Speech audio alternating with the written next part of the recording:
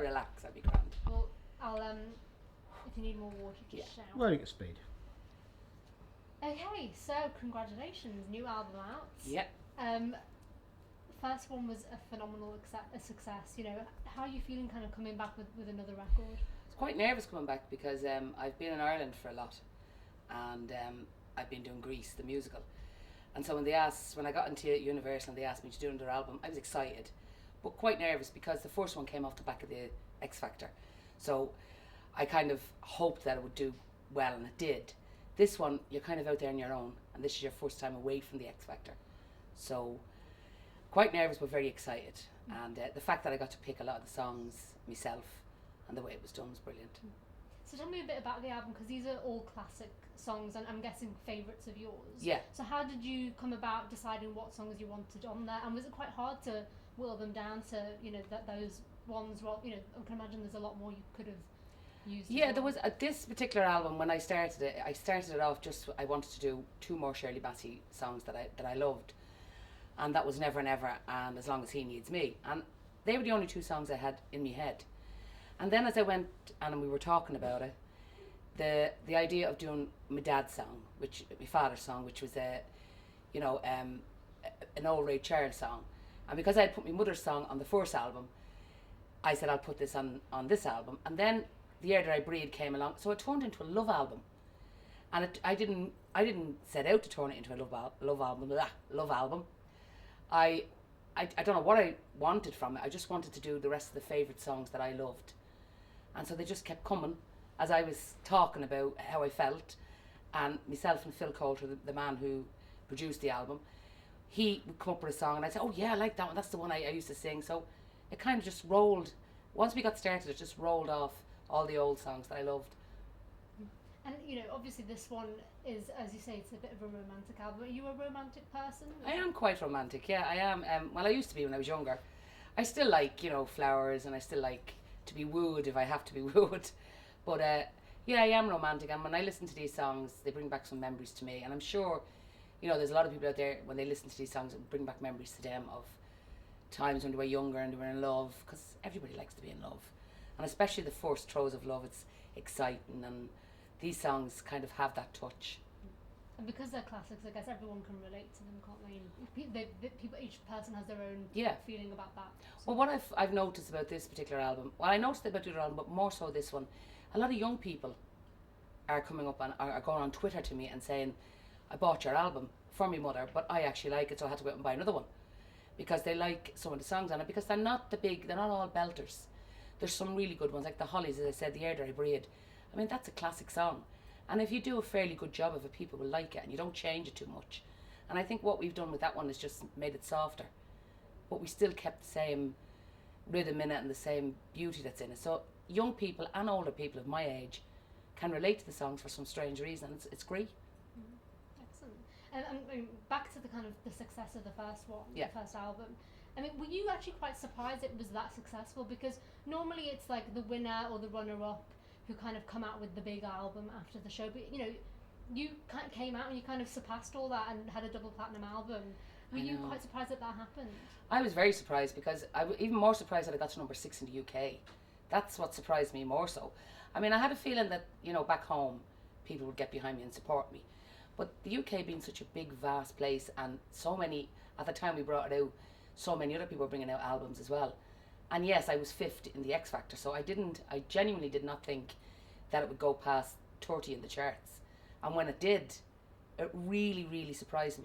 I mean, I remember we were doing a gig for Mother's Day when I got told it was number 6 in the UK charts, and I just burst into tears, because it just went right past what I expected. And I was just so thrilled that I had so many people out there who liked me. And that's a hard thing to kind of believe yourself. Even though my confidence was starting to grow, you still don't believe that many people support you. And for that to happen, and then for it to be told it's gone double platinum and to receive a big plaque, that was just amazing for me, really and truly.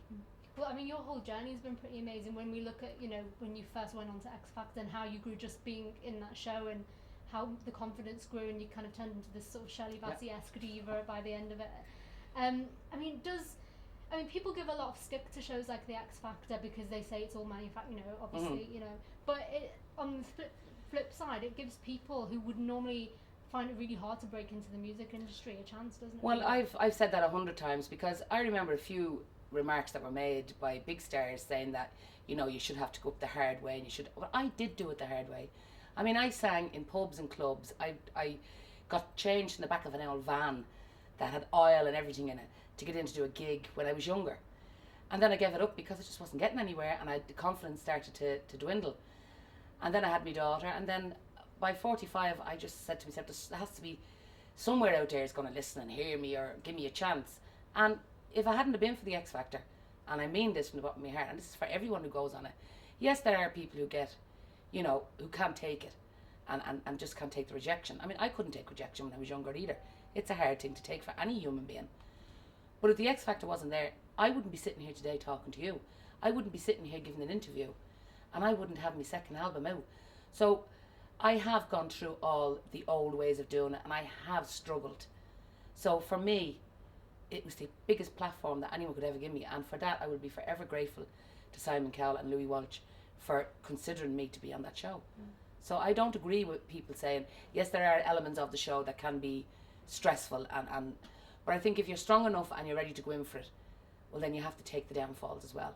And I think the age limit sometimes can be a bit young, but I don't know what they can do about that, either to higher the age limit up. I think they should really, to a certain, to 16 or 18 even, because then by then you kind of have an idea that your life is not going to end because someone says, you're not going to make it now.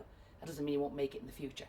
So, but I do think the X Factor is a great program, and it's a great platform for anybody, and especially for my age, to be given this opportunity. It's just unbelievable. Well, it's completely and utterly changed your life. I mean, since then, what's been the most kind of unbelievable thing that's happened to you, or kind of weird, surreal moment where you've literally just thought, oh my God, this is bizarre? Well, every moment of my life now is surreal, because you don't believe when you wake up in the morning, I'm not going around to work in my old job. But there's a few of them that happened last year. I mean, there's a lot that happened last year. I mean, first of all, the album, that was fantastic. The second one then was to be asked to front Neil Diamond in the Aviva Stadium in Dublin. I mean, that was just a phenomenal. I couldn't believe that. And when I was asked it, I said, yeah, no problem. And it wasn't until it got closer that I actually realised this was actually going to happen. And then we had an historic moment in Ireland where the Queen came, and they asked me to sing, as well as a few other people in Ireland. But I was only coming into the business, the real music business. And I just felt, this is not happening. I still don't believe that I shook that woman's hand, and that she spoke to me, and that it was a lovely, I have to say, it was one of the nicest moments in my life to stand in front of this lady that I've watched on the TV for many a year, and for her to be so nice to me. It was a phenomenal moment, and a very surreal moment, but a moment I will never forget. So they're the things that have kind of happened that you think you'd only pick up a book and read someone making a story up about them. Do you know what I mean? So it's a fairy tale thing. Mary Byrne from Dublin went to the X Factor, ended up singing in front of Neil Diamond because he was down in the pit while I was singing, and ended up singing in front of the Queen of England. Come on. How many people get that opportunity at my age? Not many. Not bad, is it? No, it's not bad at all. Not bad at all.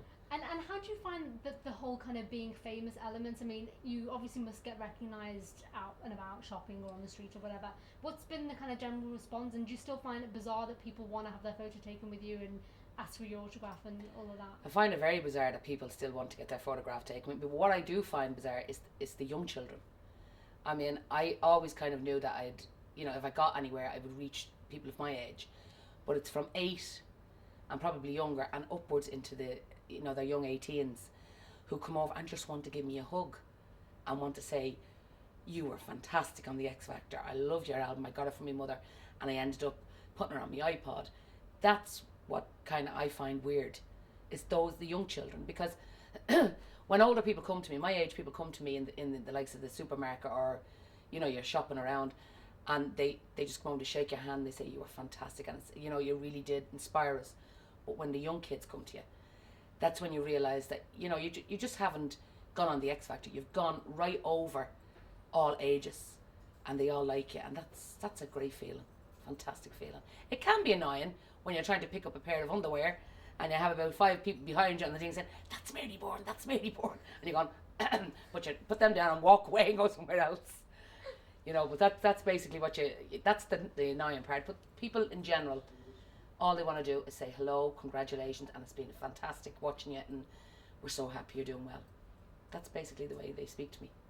It's not bad, is it? No, it's not. Feeling. It's not. Excellent. Thank you very much, Mary. One last thing, if you're okay to do an ident. So if you look into the camera and say, "Hi, I'm Mary Byrne," and you're watching Entertainment Now. Okay. Hi, I'm Mary Byrne, and you're watching Entertainment Now. I'll say that again. Can I do that one more time? Hi, I'm Mary Byrne, and you're watching Entertainment Now. Excellent. Brilliant. Wonderful. That it?